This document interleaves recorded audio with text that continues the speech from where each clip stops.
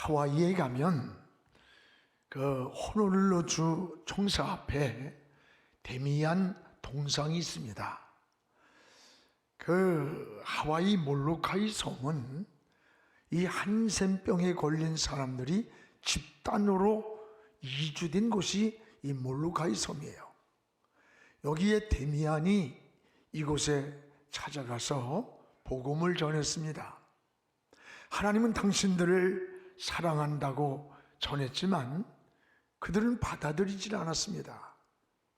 그리고 한센병자들은 당신은 건강하기 때문에 우리들의 이 비참하고 고통과 아픔을 이해할 수가 없다고 거부를 하는 겁니다. 그때 데미안은 하나님께 이런 기도를 드렸습니다. 하나님, 저들의 고통을 함께 할 수 있도록 저에게 저들의 아픔과 비참하다고 생각하는 저 한센병을 저에게 주십시오. 이런 기도를 드렸는데 어느 날 자기의 얼굴에서 반점이 피어나는 거예요. 이 한센병이 자기 몸에 걸려 있는 것을 보게 됩니다. 그때에 그는 눈물로 하나님께 감사 기도를 드렸습니다. 그리고 형제들이여, 저를 보십시오. 이제 나도 당신들처럼 한센병자입니다. 하나님은 병든 나를 여전히 변함없이 사랑하고 계십니다. 라고 이 한센병에 걸린 이들에게 전도를 할 때 수많은 병자들이 주님을 영접했습니다. 이 사람이 하와이 호놀룰루 주 총사 앞에 성자 데미안의 동상이 우리 하와이에 가보면 그걸 보게 됩니다. 여러분, 그리스도의 복음을 전하기 위해서 자기 목숨까지 주님께 바친 이런 사람들이 바로 주님의 참된 제자요, 예수님의 심장을 가진 자라고 말하는 거예요. 그래서 바울은 빌립보 1장 8절에 나는 예수의 심장을 가졌다고 고백합니다. 예수의 심장은 예수님의 마음이요, 생명이요, 성품이요, 인격이요, 사랑이 예수님의 심장입니다. 여러분, 그리스도인은 예수의 심장을 가진 자들이에요. 그래서 생명이신 예수의 심장을 가진 사람은 이 복음을 전하지 않을 수가 없는 겁니다. 여러분, 초대교회 성도들 보세요. 복음을 전하다가 매를 맞고 감옥에 갇히고 직장을 잃고 집을 빼앗겼어요. 다시는 예수라는 말을 하지 말라고 위협을 받을 때 뭐라고 말합니까? 두려워 떠는 게 아니라 오히려 담대하게 우리가 너희 말 듣는 것이 옳으냐? 하나님 말씀을 듣는 게 옳으냐고 하면서 우리는 주님이 십자가에서 죽으심과 그 다시 살아나는 부활을 목격한 증인이다. 이렇게 고백을 했습니다. 복음을 위해서 죽음도 두려워하지 않았습니다. 여러분, 오늘 말씀도 바울이 소아시아에 또 유럽을 향한 이 제2차 선교 여행을 하는 거예요. 최고의 정점에 이르렀을 때 일어난 일련의 사건들이 오늘 말씀입니다. 우리가 주일마다 사도행전을 이렇게 강의하면서 오늘 27장에는 세 가지 전도 여행이 나와요. 하나는 저 데살로니가 지역에 전도하는 여행이 나와요. 이곳에서 복음이 전해지는 그때를 통해서 데살로니가 교회가 탄생하게 됩니다. 또 하나는 베레아 지역에서의 전도입니다. 이때 많은 사람들이 주님을 영접했습니다. 또 하나는 아덴에서의 전도였습니다. 아덴은 당시 로마와 알렉산드리아와 더불어 3대 도시예요. 근데 특징이 우상이 아주 많은 지역이에요. 어느 정동관이 23절에 보면 알지 못하는 신에게까지 우상을 섬겼다. 뭔지도 모르고 거기다가 절을 하면서 우상을 섬기는 데가 아덴이에요. 그리고 여러분 잘 아는 대로 스토아 철학이 유명하던 지역이 그 당시에 아덴입니다. 바울은 어떤 환경에 있든지 어떤 처지, 어떤 조건이 있든지 그는 예수는 그리스도라, 예수는 그리스도라, 이 복음의 본질을 어디 가나 전했어요. 그리고 생명운동이 일어났습니다. 귀신이 떠나가고 수많은 사람들이 예수 그리스도를 영접하고 구원받는 놀라운 역사가 일어나는 것을 볼 수가 있습니다. 여러분, 이것이 바로 사도행전의 역사예요. 이것이 바로 오순절 이후의 성령의 역사라는 것을 알아야 돼요. 여러분도 때를 얻든지 못 얻든지 예수의 생명, 이 예수의 생명의 복음을 전하는 자가 되기를 주의 이름으로 축복을 합니다. 은혜 받은 성도는 복음을 전하지 않을 수가 없습니다. 이 복음이 생명이기 때문입니다.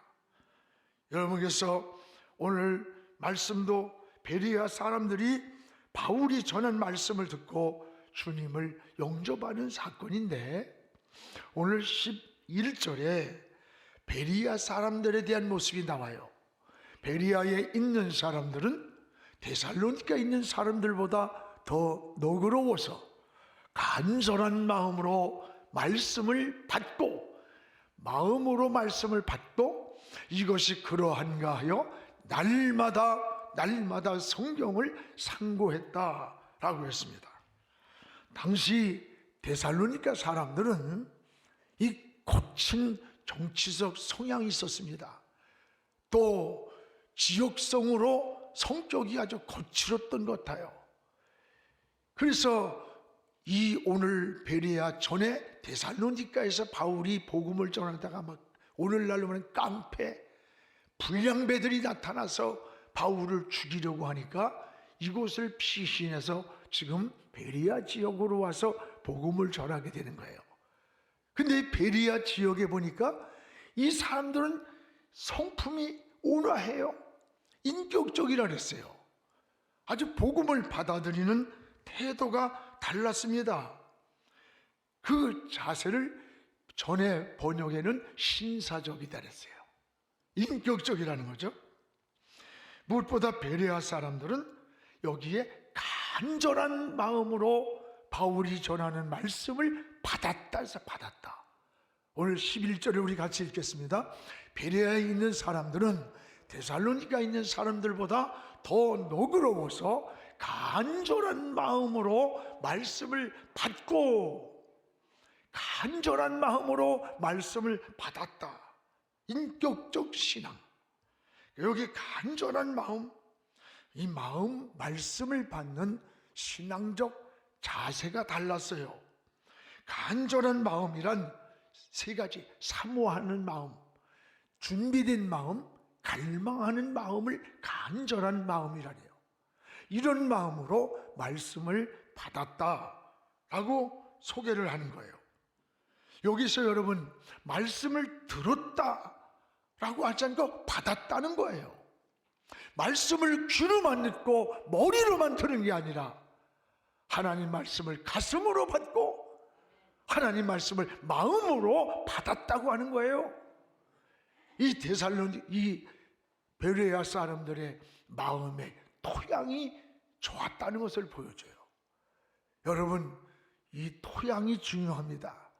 아무리 좋은 씨를 뿌려도 이 밭에 토양이 좋지 않으면 열매가 맺지를 않아요. 그 열매가 좋은 열매가 되지를 못합니다.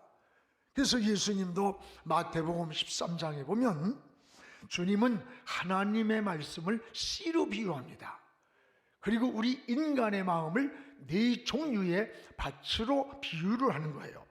하나는 길가와 같은 밭이 있다 그랬습니다. 길가에 떨어진 씨는 뿌리를 내리지 못하고 날아가던 새들이 쪼아 먹어버렸다 그랬어요. 여러분, 밭이 곡식을 가꾸는 곳인데 길가밭, 자동차도 지나가고 개도 지나가고 사람도 지나가는 그런 곳에서 어떻게 곡식이 자라겠어요? 다시 말하면 우리의 마음이 밭이 무질서하고 관리가 되지 않는 그런 마음밭에서 생명의 씨가 자랄 수 없다는 거죠. 또 하나는 뭐라 그랬어요? 돌짝밭이 있다. 돌밭에 떨어진 씨는 겉에는 옥토 같지만 그 속에 돌멩이가 있는 거예요. 그 돌멩이 때문에 뿌리를 내리지 못하고 햇빛이 날 때 말라 죽더라. 우리의 겉은 거룩해 보이는데 우리 내면 속에 음란하고 더럽고 시기, 질투, 분노 이런 돌멩이들이 우리 안에 있을 때 신앙의 좋은 결실을 가질 수 없다는 거예요. 또 하나는 가시밭이 있다는 거예요. 가시밭은 뭐예요? 그 가시가 우거져 가지고 곡식보다 더 기운이 곡식을 가로막아서 열매를 맺지 못하게 한다. 즉 우리 마음속에 근심, 걱정, 염려 이런 가시들이 우거지만 그 염려와 근심과 이런 것들이 기운을 막아서 우리 신앙에 좋은 씨를, 믿음의 열매를 맺을 수가 없다는 거예요. 그러면서 네 번째 밭입니다. 옥토밭에 떨어진 씨라는 겁니다. 길가와 같고 또 돌밭 같고 잡초밭과 같은 이런 밭을 갈아엎고 기경을 해서 옥토밭을 만들 때 거기 떨어진 씨가 한 알이 30이 되고 60이 되고 100배의 결실을 맺는다고 했어요. 여러분, 씨는 똑같습니다. 문제는 어디에 있는 겁니까? 밭에 있다는 거예요. 어떤 밭에 떨어지느냐에 따라서 그 결실이 다르게 나타나는 겁니다. 그렇습니다. 여러분, 똑같은 환경에서 똑같은 자리에서 말씀을 듣는데 어떤 사람은 은혜를 받고 눈물을 흘리며 감격하는가 하면 어떤 사람은 시험이 들었다고 그래. 말씀이 문제가 아니라 떨어진 그 사람의 마음밭이 문제라는 거예요. 여러분, 항상 어떤 일이 생길 때는 너라고 하면 안 돼요. 너 때문에가 아니에요. 내 마음밭이에요. 은혜는 여러분 남의 허물을 들추고 남의 가슴을 치는 게 아니에요. 은혜는 자기를 보는 거예요. 자기를 고치는 거예요. 이사야 6장에 보세요. 얼른 하나님의 영광의 보좌가 열렸습니다.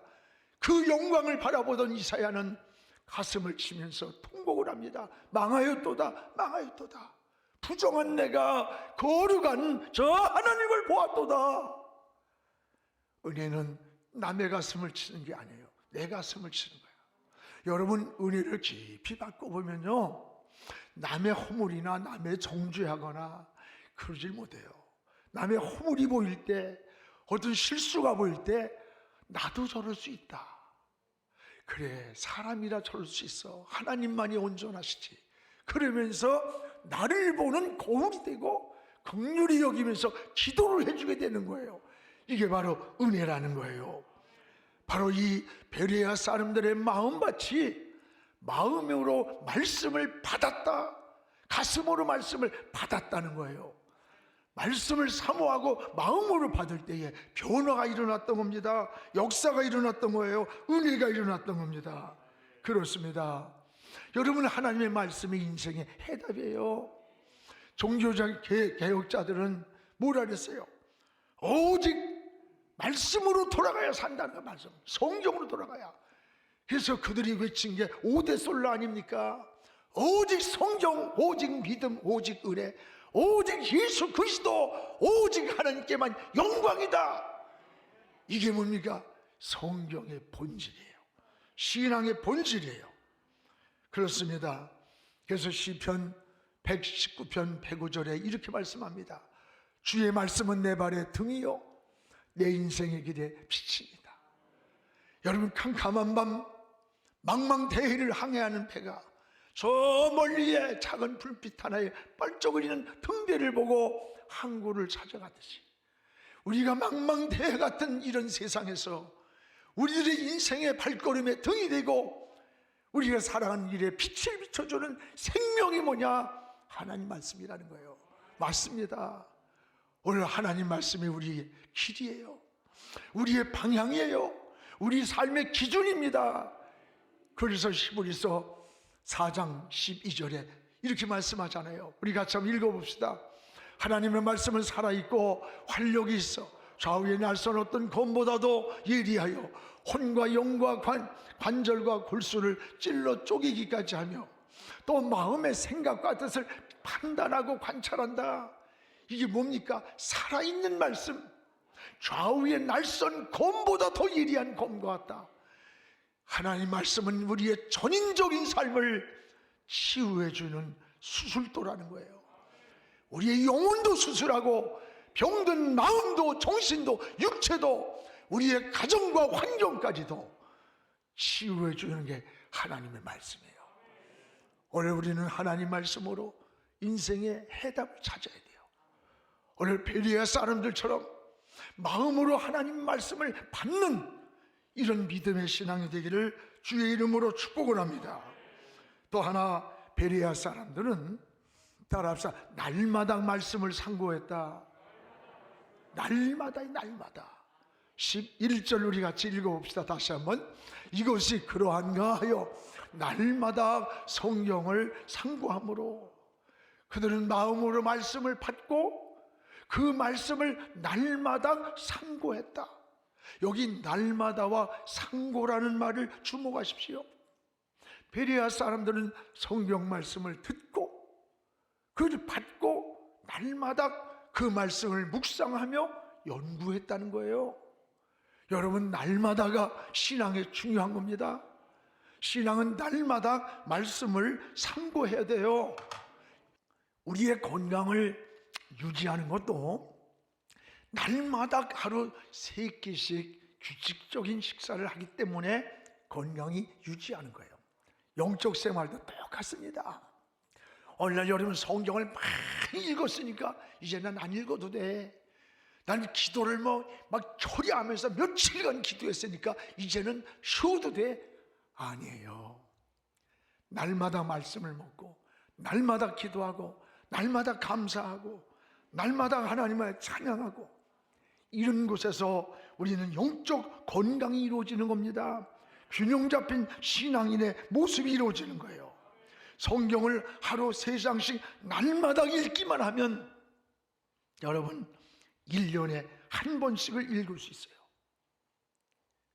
여러분 10년 믿었다면 20년 믿었다면 성경을 10독에서 20독을 해야 되는 거야. 헌금도요 11조만 우린 헌금이 11조라고만 생각하는데 저는 그거보다 더 중요한 헌금이 뭔지 알아? 시간의 11조예요. 하루 생명의 시간은 생명이야. 하루 내게 주어진 생명의 시간의 11조를 적어도 24시간 속에서 10분의 1은 하나님을 생각하고 기도하며 성경을 읽으며 영성을 위해서 가족 식구를 위해서 뭔가 섬기는 일을 위해서 나의 시간의 10분의 1을 하나님께 드리는 이런 영적 생활이 이루어질 때 날마다의 삶이 우리의 신앙은 승리하게 되는 겁니다.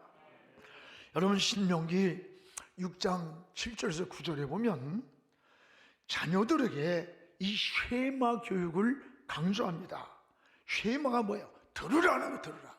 하나님 말씀을 자녀들에게 들려주라는 거예요. 그래서 여기에 보면은 7절에 자녀에게 부지런히 가르쳐라. 뭐를? 하나님 말씀을. 집에 있을 때든지 길을 갈 때든지 누웠을 때든지 일어날 때든지 어느 환경에 있든지 하나님 말씀을 강론 가르쳐주라는 거죠. 들려주라는 거예요. 자꾸만. 그리고 또 8절에 보세요. 자녀들만 그런 게 아니라 너는 너 자신도 그것을 내 손목에 매며 기호를 미간에 붙여서 하나님 말씀을 떠나지 말고 내가 어느 곳에서 무엇을 하든지 하나님 말씀이 우리 안에 담아져 있어야 된다. 그래서 무슨 생각을 하든 무슨 말을 하든 하나님 말씀이 떠올라서 방향을 잡고 인생의 해답을 찾는 거예요. 사람은 그 마음에 있는 것을 말하게 되는 겁니다. 마음에 있는 것을 생각하게 되는 거예요. 우리 마음에 하나님 말씀에 들어있을 때 하나님 말씀이 어떤 사건을 만날 때 문제를 만날 때 그 말씀이 답을 주는 거예요. 이럴 때 성경은 뭐라고 말씀하실까? 이럴 때 여러분 주님은 뭐라고 말씀하실까? 그래서 인생의 다림줄이 되고 머릿돌인 방향이 되는 거예요. 오늘 여러분의 신앙이 그렇게 되기를 축복합니다. 자녀들에게도 자나깨나 하나님 말씀을 들려주고 또 마음에 새기고 하나님의 말씀을 떠나지 말라는 거예요. 저는 우리 자녀들을 생각해요. 어렸을 때 교회를 개척하면서 우리 부부가 아이를 초로 2살 이렇게 될 때 새벽 기도를 우리가 가야 되는데 어떻게 할 수가 없어요. 잠을 자면 새벽에 밖에서 요즘 같으면 아동 학대에 잡혀갑니다. 밖에서 문을 잠그고 새벽 기도를 가요. 그러면 그 집 주인이 전화가 막 화를 내면서 우리한테 나가래? 애를 갖다 이렇게 키우느냐고. 집에 오면 애가 땀을 쭉 흘리고 있어 무서워가지고 집사람하고 울기도 많이 했어요. 이러다가 이 아이 버리면 어떡할까. 그지만 우리는 하나님을 우선순위로 섬기자. 그리고 아이는 하나님 손에 맡겨서 키우자. 그렇게 키웠어요. 조금 커서는 하늘나라 이야기라는 그 창세기부터 계시록까지 성경의 그 사건들을 드라마처럼 들려주는 게 있어요. 그걸 틀어놔야만 얘들이 잠을 잘 정도로 10년 이상을 듣는 거야. 성경을 꿰뚫어요, 꿰뚫어. 이게 어린이 예배를 드리려면 잘 안 드리려래. 왜? 싱겁대, 다 아니까. 어른 예배가 더 은혜가 된대. 그러더라고요. 그리고 새벽 기도 왔다 하면 집사님이 머리에다가 손을 얹고 기도를 해줘요. 그땐 제가 부흥회를 열심히 다닐 때라 부흥회 갔다 오면 그 가슴에 끌어안고 머리에 손을 얹고 기도를 해주고 그것밖에 없었어요. 그리고 중3 때 고1 때 미국을 떠났어요.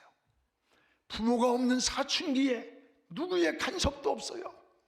여러분 목사들 자녀들이 신앙생활 잘하는 것 같으지 실제 자기 자녀를 잘 돌보질 못해. 그래서 오히려 빗나가는 경우가 더 많아요. 안타깝게. 누구도 간섭도 없는 자기들만 있는 세계에서 유혹이 와요. 그때마다 미국이란 사회가 우리 달리 마약이 얼마나 손에 가까이 있습니까? 이런 속에서 친구들의 유혹을 사춘기의 유혹으로 기웃거리면서 마음이 흔들려서 친구 따라가려고 하면 보이지도 않는 어디에선가 목덜미를 잡는 것처럼 철우야! 철승아! 너 가면 안 돼! 그런 길 가면 안 돼! 그런 친구 만나면 안 돼! 누군가가 외치는 것만 같으대. 그래가지고 털썩 주저앉아서 막 울었다는 고백이에요. 누가 간섭하는 사람도 없어요. 그러면서 이야기를 합니다. 자기들은 내가 여기 있을 때 맛있는 걸 사줬던 것, 어디 데려가 여행 갔던 것은 기억이 안 난대. 새벽마다 기도해 줬던 거. 하늘나라 이야기를 듣지 않으면 잠이 오지 않을 정도로 거기에 들었던 것이 자기 인생을 이끌어 간다는 거야. 저는 아이들을 공부하는 동안에 공부하라는 말 한 적이 없어요. 저는 토요일날 시간을 정해서 전화를 할 때 이야기를 재미있는 얘기를 서로 왜 가정관계가 있어야 되니까 이야기를 나누다가 끝날 때쯤 되면 정숙한 마음으로 철우야 철승아 넌 책상에 앉을 때 1분이라도 하나님의 이름을 부르니? 네 책상 옆엔 성경책이 있느냐? 한 장이라도 읽거라. 더 이상은 얘기 안 했어요. 하나님의 말씀이 방향이 되고 기도가 가는 길도 막기도 하고 열어도 주고 오늘의 이것은 나에게 준 가장 큰 엄마 아버지가 준 유산이라는 거야.